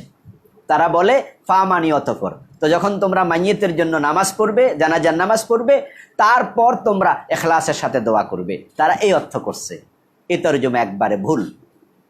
এখানে ফা তাকিবের জন্য আসে নাই। যেমন আমরা কোরআন মাজিদে কি পাই? আল্লাহ তাআলা বলেছেন ওয়াইজা কুরিয়াল কোরআন, যখন কোরআন পড়া হবে ফাসতামিউ লাহু, তখন তোমরা মনোযোগ দিয়ে শোনো। এখানে ফা অর্থ কি অতঃপর? তাহলে কোরআন যখন পড়া হবে তারপরে মনোযোগ দিয়ে শুনবা, তো কোরআন তো পড়া শেষেই, তো মনোযোগ দিয়ে শুনবেন কেমনে? এতে বোঝা যায় পা সব জায়গায় তাকিবের জন্য আসে না। এজন্য আপনারা অনুবাদ যারা করেছেন আমাদের মাদ্রাসা সিলেবাসের সম্ভবত ক্লাস 8-এর বইতে জানাজার নামাজের পরে হাত তুলে দোয়া করার পক্ষে কিছু বেদাতি আলেম এটা লিখেছে, জায়েজ লিখেছে। আমাদের মাদ্রাসা সিলেবাসের ফিকার কিতাবগুলো যেগুলো ক্লাস 5-এ 6-এ 7-এ 8-এ পড়াচ্ছে, অধিকাংশ লেখক বেদাতি। মাদ্রাসা সিলেবাসের ফিকার কিতাব যেগুলো লিখছে সবাই বেদাতি না, অধিকাংশ বেদাতি। এই দেশের বেদাতি আলেমগুলোকে মাদ্রাসার সিলেবাসের বই লেখার দায়িত্ব দিয়েছে। আর পরিতাপ, এটা পরিতাপ। ওরাই বেদাত যা আছে সব ঢুকাইছে এর ভিতরে, তার মাঝে এটাও ঢুকাইছে। সম্ভবত ক্লাস 8-এ, আমি একটু কনফিউজ, কিন্তু সিলেবাসে আমি নিশ্চিত, এটা আমি নিজে দেখেছি আছে। আমরা তো আর নিচের দিকে পড়াই না, যার কারণে দেখেছি আমি, কিন্তু পড়াইলে হয়তো বলতে পারতাম যে অমুক ক্লাসে পড়াইছি। সম্মানীয় ভাইয়েরা, ওখানে তারা লিখেছে হাদিস দিয়া দলিল যে রাসূল বলছে যখন তোমরা জানাজার নামাজ পড়বে অতঃপর তোমরা ইখলাসের সাথে দোয়া করবে। এই অতঃপর তারা ভুল অনুবাদ করেছে, কারণ যেহেতু পা সব জায়গায় তাকিবের জন্য আসে না। ওয়াইদা কুরিয়াল কুরআনু ফাসতামিউ লাহু আনসিতু লাআল্লাকুম তুরহামুন, এখানে ফা তাকিবের অর্থ নয় যে তখন কোরআন তেলাওয়াত হবে তারপরে তোমরা মনোযোগ দিয়ে শুনবে, চুপ থাকবে না, বরং তেলাওয়াত কালে। ঠিক ওই হাদিসটা একই অর্থ। তার প্রমাণ বিশ্বনবীর আমল, যে রাসূল সাল্লাল্লাহু আলাইহি সাল্লাম বলেছেন যে তোমরা জানাজার নামাজ যখন পড়বে অতঃপর তোমরা দোয়া করবে, আপনারা অনুবাদ করলেন। সে রাসূল জীবনে কখনো সালাম ফিরিয়ে দোয়া করছে? একটি হাদিস দেখান। তিনি দোয়া করেছেন দাফনের পরে, ইদা ফারাগা আন দাফানিল মাইয়িত ওয়াকাফা আলাইহি ফাকাল ইস্তাগফিরু লি আখিকুম ওয়াসালু লাহু তাসবিত ফাইন্নাহু আলআন ইউসআল। যখন দাফন শেষ, কবরের পারে দাঁড়াতেন, তখন তিনি বলতেন তোমাদের ভাইয়ের জন্য আল্লাহর কাছে ক্ষমা চাও। তাকে এখন প্রশ্ন করা হবে, সে যেন ইমানের উপরে টিকে থাকতে পারে, তাসবিত কামনা করো, ইমানের অবিচলতা কামনা করো। রাসূল দোয়া করেছেন দাফনের পরে, আর আপনারা দোয়া করছেন অনেকে সালাম ফিরাইয়া দাফনের আগেই। এটা বেদাত। এ দোয়ার কারণে অনেক মানুষ দাফন কাজে অংশগ্রহণ করে না, শেষ চলে যাচ্ছে। অথচ হাদিসে আছে যে ব্যক্তি জানাজার নামাজ পড়লো ফালাহু কিরাতুন, তার জন্য 1 কিরাত সওয়াব। আর যে ব্যক্তি জানাজার পরে দাফন পর্যন্ত অপেক্ষা করলো ফালাহু কিরাতান, তার 2 কিরাত সওয়াব। এবং এই 2 কিরাত সওয়াব, 1 কিরাত মানে হচ্ছে আসগারুহা মিসলু উহুদ, সবচেয়ে ছোট কিরাত হলো, দুই কিরাতের মাঝে ছোট যদি হয় কিরাত, সেটা হলো উহুদ পাহাড়ের সমান। আপনি মুনাজাত করে দিলেন, লোকজন চলে গেল, তো আপনি মানুষকে ঠকাইলেন, বেদাতও করলেন, সওয়াব থেকেও বঞ্চিত করলেন। এই জন্য আমরা সতর্ক থাকা লাগবে, কোনো জানাজার নামাজের সাথে সাথে যেন মুনাজাত না হয়। যদি কেউ করতে চায়, ওই আলেমকে আপনারা বলবেন যেটা ইসলামে নেই। আল্লাহ রাসূল কখনো করেননি। রাসূল হাজার হাজার সাহাবীর জানাজার নামাজ পড়েছেন। একটা হাদিস আপনি দেখান, এইভাবে আপনারা ধরবেন, দেখাতে পারবে না। আর যে হাদিসটা বললাম, এটা তারা ভুল তরজমা করছে। এটার তরজমা হলো, যখন আপনি নামাজ পড়বেন তখন যে দোয়াটা করবেন, আল্লাহুম্মা গফির লি হাইয়্যিনা ওয়া মাইয়্যিতিনা, ওই দোয়াটা অথবা আল্লাহুম্মা গফির লাহু ওয়ারহামহু, এটা যেন ইখলাসের সাথে করেন। রাসূল সেটাই বুঝিয়েছেন। আশা করি বুঝতে পেরেছেন। আখতারুজ্জামান ভাই জানতে চেয়েছেন, শিয়ারা কি মুসলিম সম্প্রদায়ের অন্তর্ভুক্ত? শিয়াদেরকে মুসলিম বলাও কঠিন, কাফের বলাও কঠিন। খুব জটিল প্রশ্ন। কারণ শিয়াদের মাঝে কেউ কেউ আছে যারা রাসূলকে রাসূল মানে, আল্লাহকে আল্লাহ মানে। তাহলে তাদেরকে যদি আমরা গড়ে কাফের বলি, তাহলে তারাও তো কাফের হয়ে যাবে। আবার শিয়াদের মাঝে কিছু আছে যারা হযরত আলীকে নবী মানে, বরং এমন আকীদা রাখে যে জিবরাইল আলাইহিস সালামকে আল্লাহ হযরত আলীর কাছে পাঠাইছিল ওহী নিয়ে। জিবরাইল আলাইহিস সালাম আলী রাদিয়াল্লাহু তাআলা আনহুর কাছে ওহী নিয়ে না এসে মুহাম্মদ ইবনে আব্দুল্লাহর কাছে চলে গেছে ভুলে। মূলত রাসূল হওয়ার কথা ছিল আলী। আস্তাগফিরুল্লাহ। এমন আকীদা রাখে, এমন শিয়াও আছে। ওদেরকে মুসলমান বলার কোনো সুযোগ নেই। এই জন্য তাদের ব্যাপারে সিদ্ধান্তে পৌঁছা কঠিন। সৌদি গভর্নমেন্ট ওই সিদ্ধান্তে পৌঁছতে পারে নাই। যদি তারা কাফের সিদ্ধান্তে পৌঁছতে পারত, তাহলে কিন্তু কাফেরদের জন্য হারামে প্রবেশ করা নিষেধ। ইন্নামাল মুশরিকুনা নাজাস লা ইয়াকরাবুল মাসজিদাল হারাম বাদা আমিহিম হাযা ফালা ইয়াকরাবুল মাসজিদাল হারাম বাদা আমিহিম হাযা। আল্লাহ তাআলা কোরআনে বলছে, মুশরিকরা অপবিত্র, ফতহে মক্কার পরে তারা আর হারামের সীমানায় প্রবেশ করতে পারবে না। তাহলে মুশরিক কাফের এক কথা। কুল ইয়া আইয়ুহাল কাফিরুন লা আ'বুদু মা তা'বুদুন। মূর্তি পূজা যারা করে তারা কাফের, তারা মুশরিক। তাহলে যদি শিয়ারা কাফের হতো, সৌদি গভর্নমেন্ট তাদেরকে হারামের সীমায় ঢুকতে দিত না, হজ করতে দিত না। কিন্তু সৌদি গভর্নমেন্ট তাদেরকে হজ করতে দেয়। মুসলমানরা আমরা আপত্তি করি না, কিন্তু কোনো হিন্দু বৌদ্ধ ঢুকতে চাইলে কিন্তু তামাম দুনিয়া সব মুসলমান আপত্তি করবে। সব আলেমরা বলবে এই ঢুকতে দেয়া যাবে না, কাবার ইমাম নিষেধ করে দেবে। কিন্তু কাবার ইমাম দেখছে শিয়ারা হজ করে, নিষেধ তো করে না। তাহলে বোঝা গেল কাফের বলা যাচ্ছে না সরাহাতান। আবার তাদের আকীদা বিশ্বাস কিছু এত জঘন্য, মুমিন বলাও কঠিন। এই জন্য তাদের ব্যাপারটা আমরা কোনো চূড়ান্ত সিদ্ধান্তে না পৌঁছে আল্লাহর উপর ছেড়ে দিই। সকল বিষয়ে ফয়সালা নিজে নিজে নেওয়া দরকারও তো নাই। আপনি হাকিম হওয়া কি দরকার সব কাজে? শিয়াদেরকে আপনি যদি কাফের বলেন, এতে করে আপনার জান্নাত নিশ্চিত হবে না। তাদেরকে মুমিন বললে আপনার জাহান্নাম নিশ্চিত হবে না। তা আপনার ফতুয়ার উপরে তাদের ব্যাপারে ইসলাম নির্ভর করছে না, আপনার ঈমান নির্ভর করছে না, আপনার জান্নাত জাহান্নাম নির্ভর করছে না। এই জন্য তাদের ব্যাপারে চুপ থাকি আমরা। কাফেরও বলবো না, ভালো মুমিনও বলবো না। জটিল। তবে তাদের কোনো ভালো কাজ যদি থাকে সেটা আমরা অ্যাপ্রিসিয়েট করব। যে কোনো ভালো কাজ কোনো কাফের করলেও তো আমরা অ্যাপ্রিসিয়েট করি। যখন মুসা আলাইহিস সালামের উম্মতেরা রোজা রাখছে মুহররমের দিন, আল্লাহর হাবিব তো বলছে আমিও রাখবো, আমিও তো মুসাকে ভালোবাসি। তো ভালো কাজে উৎসাহ দেওয়া যায়। তো শিয়ারা কোনো ভালো কাজ করলে আমরা অ্যাপ্রিসিয়েট করব যে এটা ভালো কাজ। কিন্তু মুহররমে যে ঘটনা তারা দেখাইছে, বুকের উপরে ছুরি মারে, মাথায় ছুরি মারে, নিজের রক্ত, আস্তাগফিরুল্লাহ, কিভাবে নিজের পিঠে পিটাইয়া রক্ত বাইর করছে, এগুলো দেখে অমুসলিমরা ইসলাম নিয়ে হাসাহাসি করে। নিজের রক্ত নিজে ছুরি দিয়া, এভাবে ব্লেড দিয়া কাইটা তারপর হাই হোসেন করতেছে। এটা দেখলে ইসলামকে কেউ মানবিক ধর্ম বলবে? অমুসলিমেরা অমুসলিমরা বলবে এই যদি ইসলাম হয় তাহলে তো মানবিক ধর্ম না। নিজের গায়ের রক্ত নিজে এইভাবে বের করে, অথচ ইসলামে তার অনুমোদন নাই। আল্লাহর হাবিব বলছেন, কারো শোকে যদি কোনো ব্যক্তি নিজের গাল থাপ্পড় দেয়, নিজের বুকের জামা ছিঁড়ে নেয়, রাসূল বলছে ফালাইসা মিন্না। মান দরাবাল খুদুদা ও শাক্কাল জুয়ুবা ফালাইসা মিন্না। যে শোকে পইরা নিজের গালে নিজে থাপ্পড় দেয়, নিজের বুকে নিজে থাপ্পড় দেয়, জামা কাপড় ছিঁড়ে, রাসূল বলে সে আমার উম্মত না। তো শিয়ারা যা করতেছে মুহররমের 10 তারিখে, ইসলামকে তারা অপমান করছে, হেও করছে। ওদেরকে আল্লাহ হেদায়াত দিক। মুরাদ নামক একজন ভাই জানতে চেয়েছেন, অপারগ অবস্থায় চেয়ারে বসে রুকু সেজদা করা যাবে কিনা। এ বিষয়ে আমরা আগে আলোচনা করেছি। আপনি মাটিতে বসে রুকু সেজদা করার চেষ্টা করবেন। যদি আপনি সেজদায় যেতে না পারেন মাটিতে, তাহলে বসে বসে আপনি সেজদা দেবেন যতটুকু পারেন শূন্যে। যদি আপনি মাটিতে বসতে অক্ষম হন তাহলে আপনি চেয়ারে বসতে পারবেন, কিন্তু মাটিতে বসতে যারা সক্ষম তারা যেন চেয়ারে না বসে, কারণ নামাজ হলো রবের কাছে তার গোলামের বিনয় প্রকাশের জায়গা। আর মাটিতে বসার মাঝে বিনয় প্রকাশ হয়, চেয়ারে বসার মাঝে বিনয় থাকে না। এই জন্য রবের দরবারে আমরা এনকেসারির সাথে বিনয়ের সাথে হাজির হতে চাই।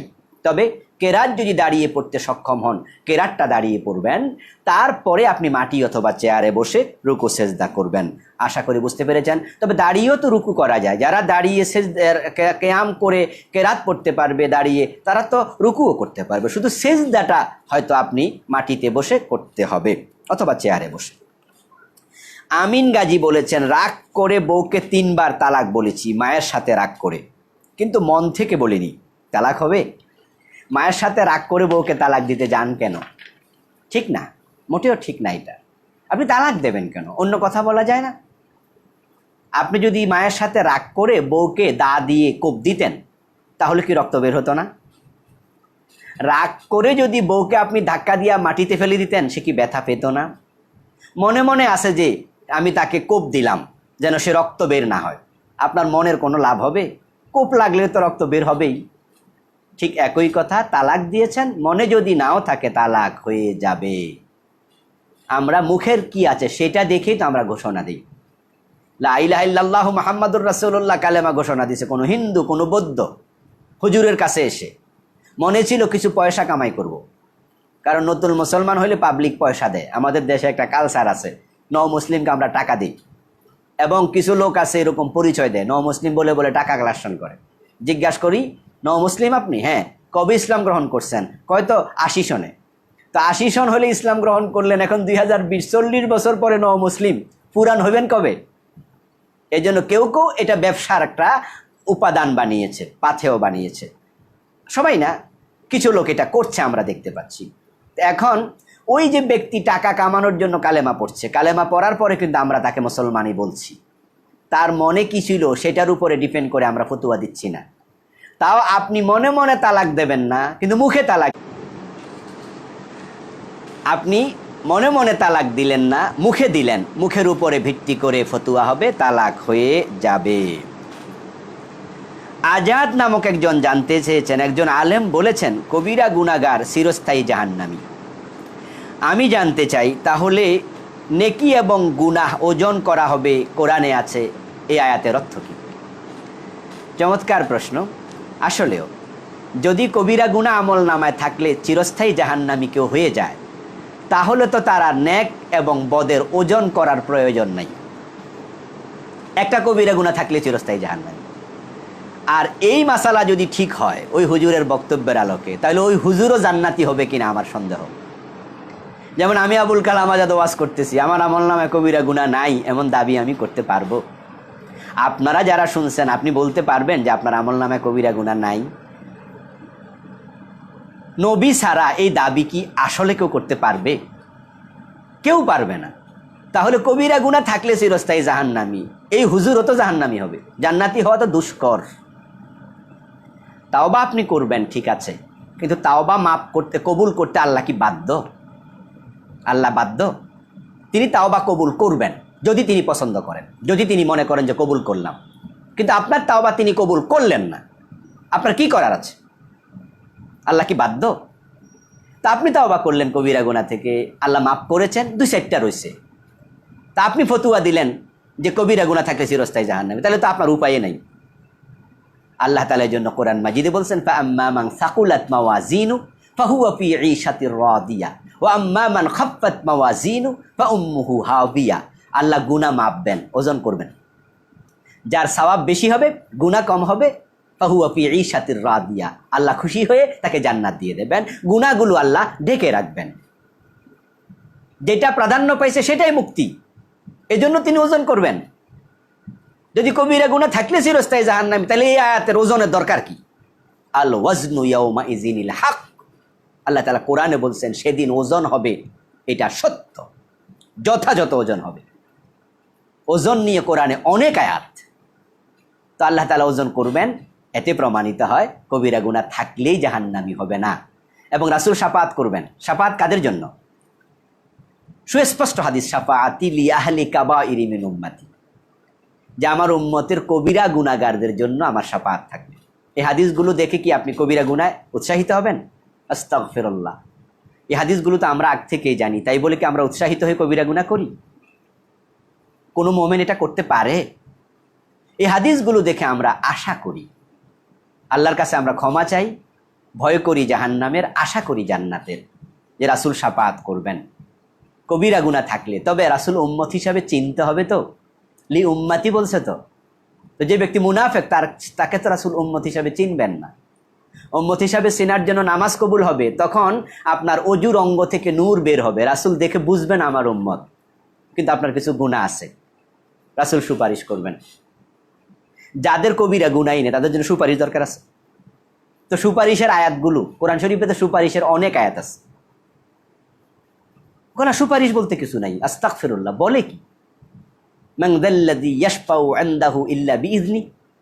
এই যে আল্লাহ বলছে কে সুপারিশ করবে আল্লাহর অনুমতি ছাড়া, এর মানে আল্লাহ সুপারিশ অস্বীকার করেননি, তিনি বলেননি সুপারিশ নাই, তিনি বলছে আমার অনুমতি লাগবে। আরেকটি আয়াত ওয়ালা ইয়াশফাউনা ইল্লা লিমান ইরতাদা, যে যারা সুপারিশ করবে, যাদের উপরে আল্লাহ না রাজি আছেন তাদের জন্য সুপারিশ হবে। অর্থাৎ আল্লাহ চাইবেন যে আমার এই বান্দার জন্য নবী সুপারিশ করুক, আমি মুক্তি দেব, তখন নবী সুপারিশ করবে। আমার বান্দার জন্য কোরআন সুপারিশ করবে, আসলে হাদিসে কোরআন সুপারিশ করবে, তখন আল্লাহ কোরআনের সুপারিশটা কবুল করে মুক্তি দেবেন।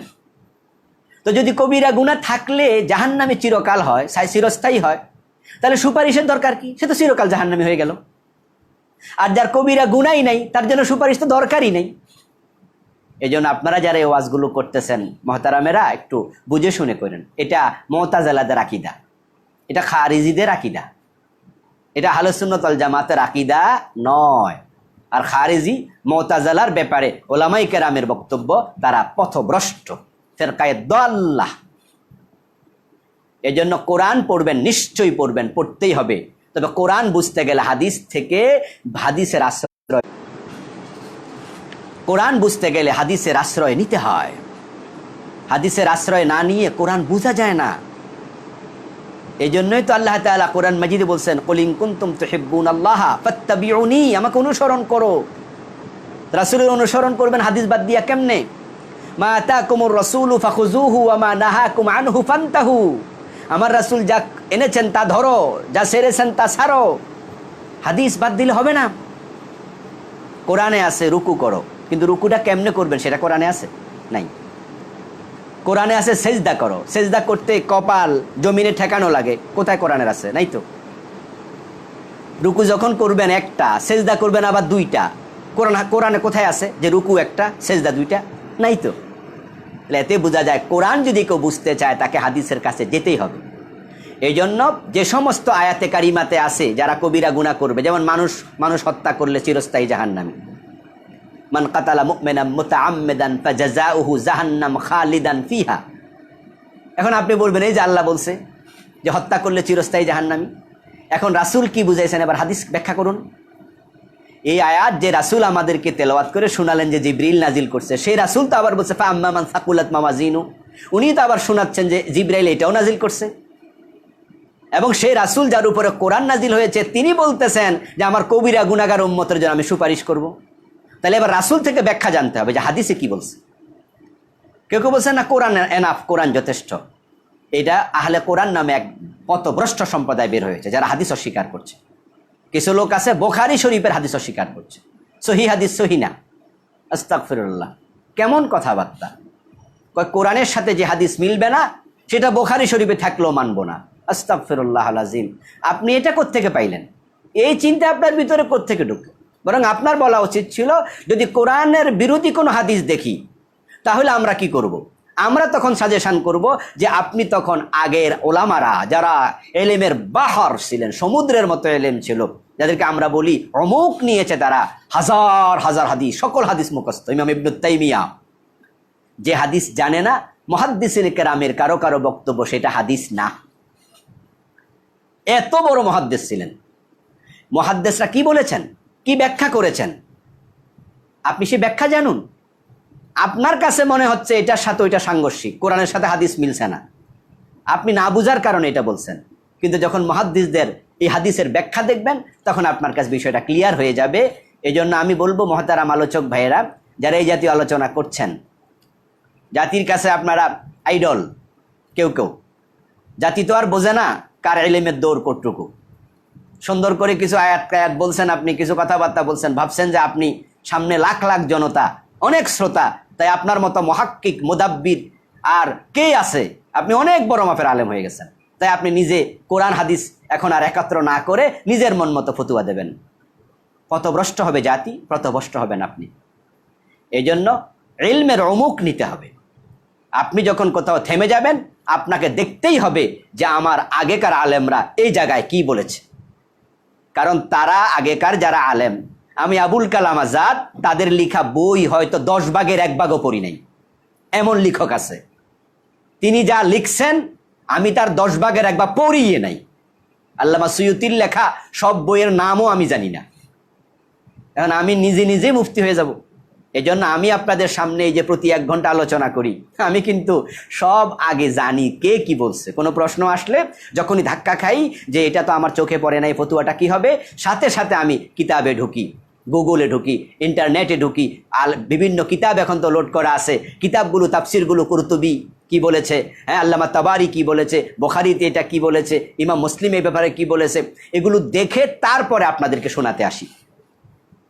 কারণ যদি আমি আন্দাজে কথা বলি তাহলে ফাদল্লু ও আদল্লু, রাসূলের বক্তব্য, সে নিজে পথ হারা হবে, মানুষকে পথ হারা করে ছাড়বে। আশা করি বুঝতে পেরেছেন।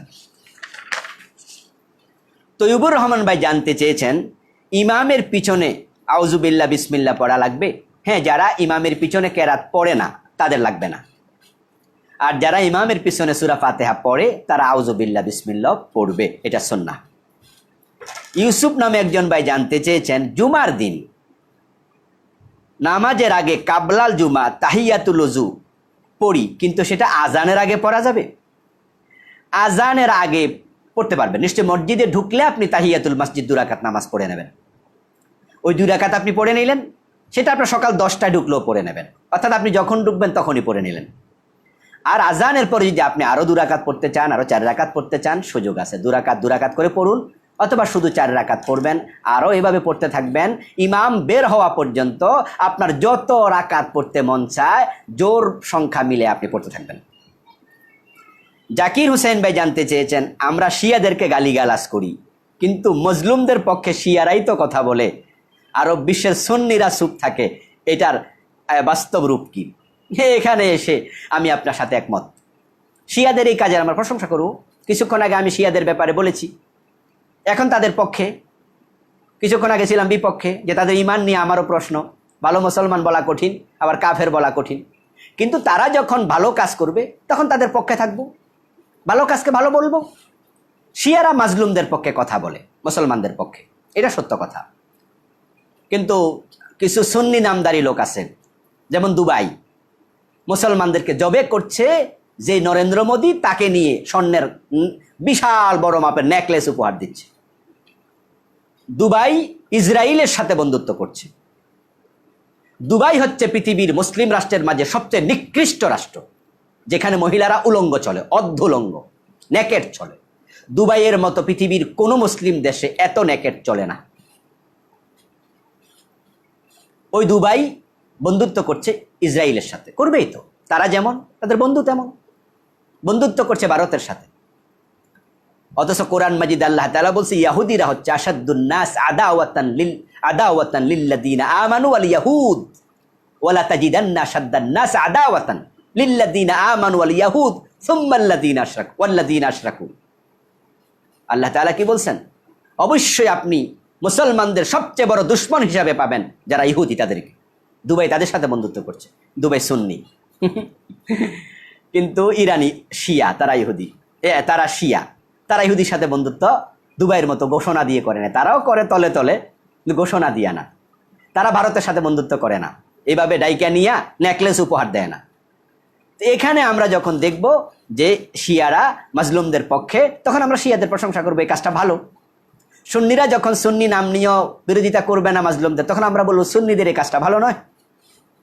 সাইফুল ইসলাম ভাই জানতে চেয়েছেন জুমার নামাজের পূর্বে 4 রাকাত সুন্নাহ নামাজ পড়া হয়, এটা সঠিক কিনা? নিশ্চয় সঠিক।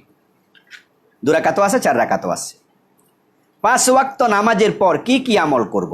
আপনি আমলগুলো নিয়ে আমরা আলোচনা করেছি, সেটা করবেন। সুবহানাল্লাহ, আলহামদুলিল্লাহ, আল্লাহু আকবার পড়বেন 33 বার 34 বার, আল্লাহু আকবার পড়বেন, ইস্তেগফার পড়বেন, আয়াতুল কুরসি পড়বেন, আরও আছে পড়বেন। ঘুমানোর আগে কি কি আমল করব? ঘুমানোর আগে রাসূল যে আমলগুলো করতে বলেছেন, 1 নাম্বার বিছনা ঝেড়ে নেবেন, এটা সুন্নাহ। রাসূল বলেছেন বিছনা ঝেড়ে নিও, তুমি জানো না বিছনা কি ছিল। 2 নাম্বার আপনি অজু করে ঘুমাবেন সম্ভব হলে, এটা সুন্নাহ। 3 নাম্বার আল্লাহর নাম নিয়ে ঘুমাবেন। রাসূল বলছে আল্লাহর নাম নিয়ে ঘুমাবেন। সহিহ বুখারীতে আছে, আপনি পড়বেন আল্লাহুম্মা বিসমিকা আমুতু ওয়া আহইয়া, হাদিস নাম্বার 6314। সহিহ মুসলিমে আছে, আপনি ঘুমানোর পূর্বে দোয়া করবেন সুবহানাকাল্লাহুম্মা রাব্বি বিকা ওয়াদাতু জামবি ওয়া বিকা আরফাউহু ইন আমসাকতা নাফসি ফাগফির লাহা ওয়া ইন আরসালতাহা ফাহফাজহা কামা তাহফাজু বিহি ইবাদাকাস সালিহিন। সহিহ মুসলিম হাদিস নাম্বার 2714। আপনি দোয়া পড়বেন। মুআব্বিজাত যেগুলো আছে, আপনার কুল আউযু বিরাব্বিন নাস, কুল আউযু বিরাব্বিল ফালাক, এগুলো পড়বেন। এরপরে আপনার কুল ইয়া আইয়ুহাল কাফিরুন পড়বেন, কুল হুয়াল্লাহ পড়বেন। পরে আপনি ফু দিয়ে পুরা দেহ মাসে করবেন, এটাও হাদিসে পাওয়া যায়। এইভাবে আমরা ঘুমাতে যাবো ইনশাআল্লাহ। ওয়ালিউল্লাহ ভাই জানতে চেয়েছেন, টয়লেট ব্যবহারের পর শুধু টিস্যু ব্যবহার করা যাবে? বাংলাদেশে এটা করবেন না, কারণ আমাদের দেশের খাবার পাতলা, তাই আমাদের বাথরুম যখন আমরা ইউজ করি সেটা পাতলাই থাকে। তা আপনি শুধু টিস্যু ব্যবহার করবেন, কিছুক্ষণ পরে ঘর মাখতে হবেন, তখন আপনার কাপড় নষ্ট হয়ে যাবে। সৌদি আরবের লোকেরা শক্ত খাবার খায়, তাই তারা শুধু টিস্যু ব্যবহার করলে হয়। ছাগল শক্ত খাবার খায়, তার পায়খানা শক্ত। গরু মিশ্রিত খাবার খায়, তাই গরুর কিন্তু পায়খানা কখনো শক্ত কখনো ভিজা নরম। তো এখন আমাদের দেশে আমরা নর্মাল মিশ্রিত খাবার খাই, যার কারণে আমাদের শুধু টিস্যু ব্যবহার করলে হবে না, পানি ব্যবহার করবেন। আর পানি তো অ্যাভেলেবেল আছে, কেন করবেন না ভাই? তানহা জানতে চেয়েছেন একজন বোন, অজু ছাড়া মারিফুল কোরআন, তাফহিমুল কোরআন তাফসির করা যাবে? হ্যাঁ, যে তাফসিরে কোরআনের হরফের সে তাফসিরের হরফ বেশি, ওলামায়ে কেরাম বলেছেন ওই তাফসির অজু ছাড়া পড়া যাবে। আশা করি বুঝতে পেরেছেন। কোরআনের মূল হরফের সে তাফসিরের হরফ বেশি, এটা অজু ছাড়া পড়া যাবে। কবির ভাই জানতে চেয়েছেন, ইসলামকে শ্রেষ্ঠ ধর্ম বলা হয়, এতে বোঝা যায় আরও কিছু ধর্ম আছে যেগুলো শ্রেষ্ঠ নয়। চমৎকার প্রশ্ন। হ্যাঁ, আমরা বলবো ইসলাম একমাত্র ধর্ম। আর শ্রেষ্ঠ ধর্ম বলতে আমরা যখন বুঝাবো, তখন আমরা আগেকার ধর্মগুলোর সাথে তুলনা করব। যেমন ইয়াহুদি একটি ধর্ম ছিল, খ্রিস্ট একটি ধর্ম ছিল, মুসা আলাইহিস সালাম ধর্ম প্রচার করেছেন, হযরত ঈসা প্রচার করেছেন, ওইগুলোর তুলনায় ইসলাম শ্রেষ্ঠ, এই হিসাবে বলা হচ্ছে। কিন্তু বর্তমানে যেহেতু আর কোনো ধর্ম নাই, ইন্নাদ-দীন ইনদাল্লাহিল ইসলাম, ইহুদি ধর্ম, খ্রিস্ট ধর্ম সব রহিত হয়ে গেছে। সুতরাং এখন আমরা ইসলাম সর্বশ্রেষ্ঠ ধর্ম এই কথাটা না বলে বরং আমরা বলবো ইসলাম একমাত্র ধর্ম। কবির ভাইকে ধন্যবাদ এই প্রশ্নটা করার জন্য।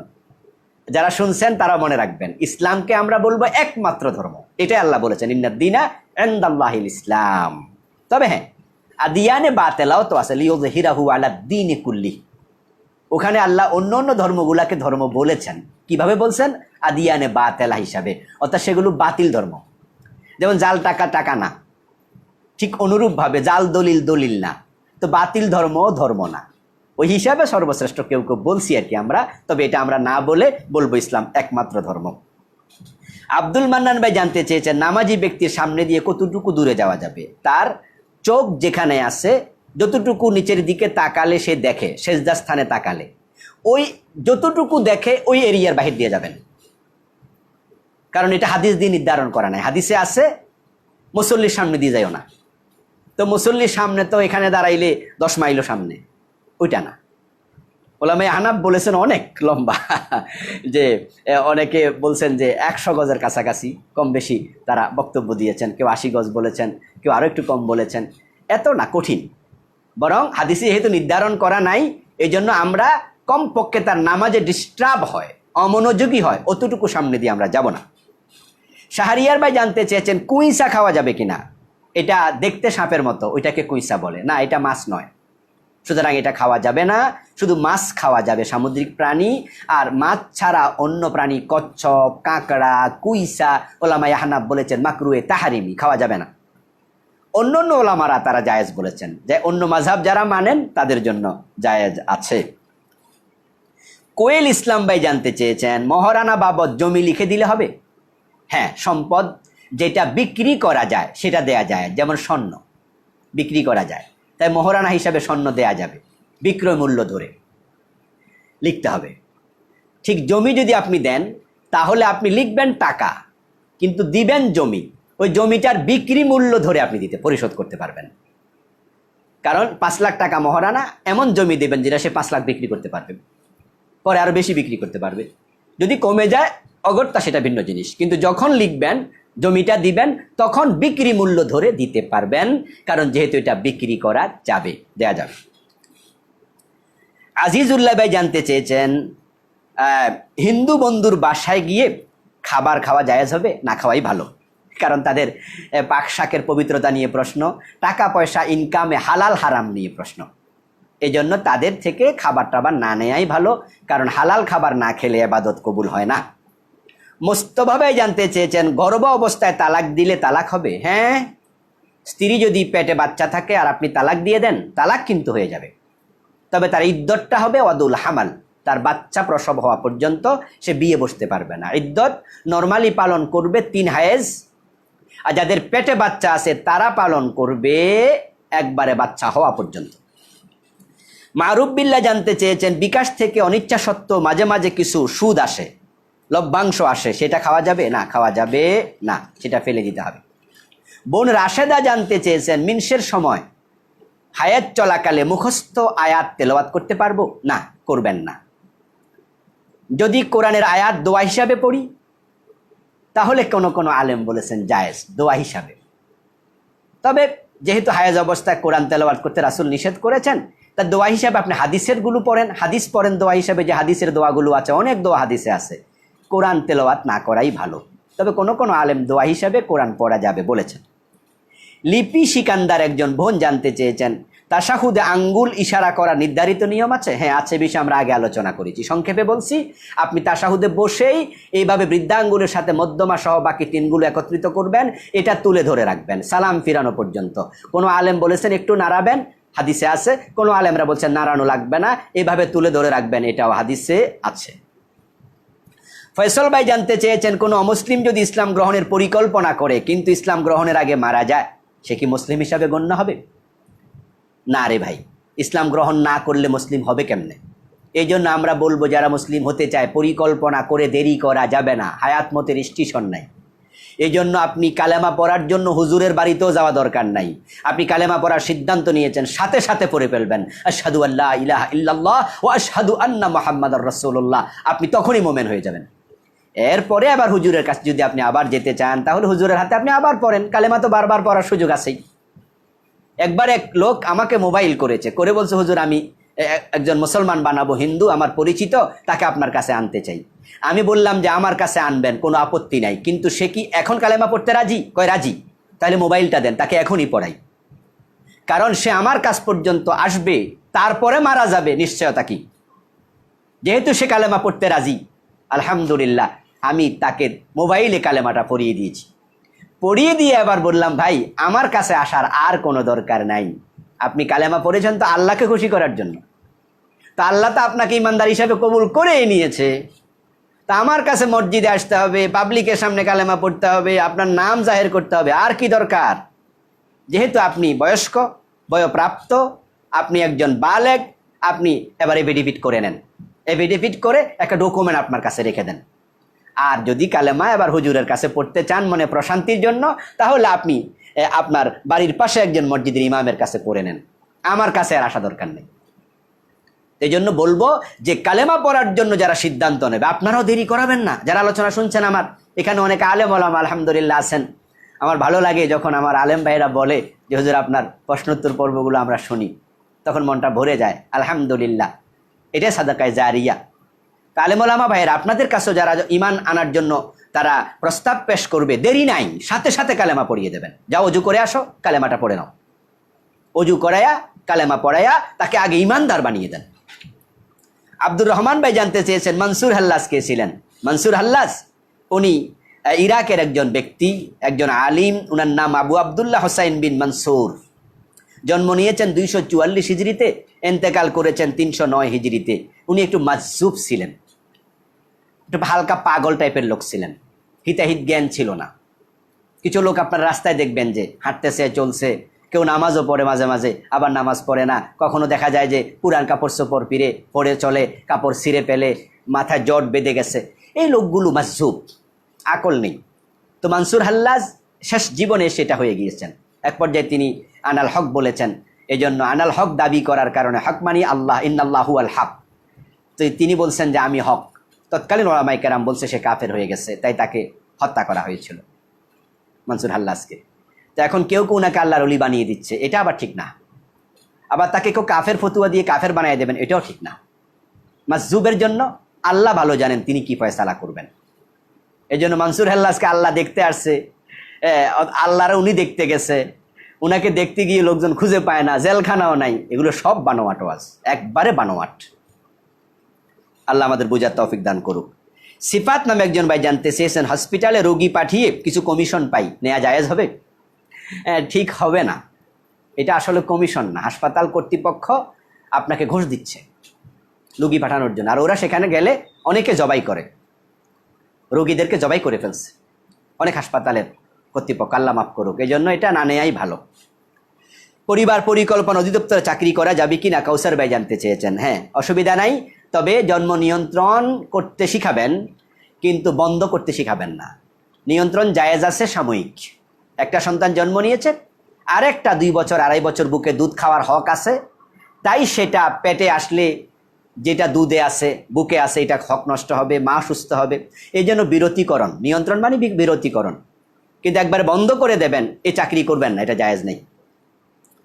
রাকিব জানতে চেয়েছেন, কাতারে যখন দাঁড়াবো নামাজ পড়ার জন্য একা একা, তখন কি সামনে থেকে একজনকে টেনে এনে পিছনে দাঁড় করাবো, না একা একা পড়বো?